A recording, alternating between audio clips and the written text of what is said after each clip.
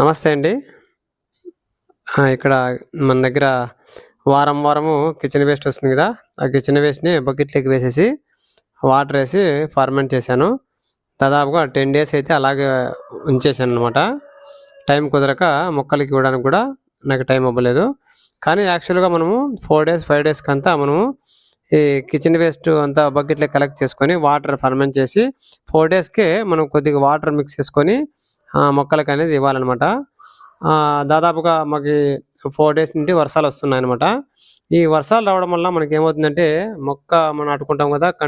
కుండీలో, ఆ కుండీలో ఉన్నటువంటి మట్టి అనేది సారవంతం అనేది తగ్గిపోతది ఫ్రెండ్స్.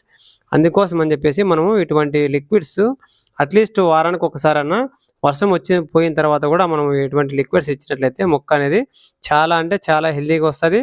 మంచి గ్రీనరీగా గూడా కనిపిస్తదంట అనమాట. మీరు కూడా ఇలా చేయండి ఫ్రెండ్స్. ఉంటానండి.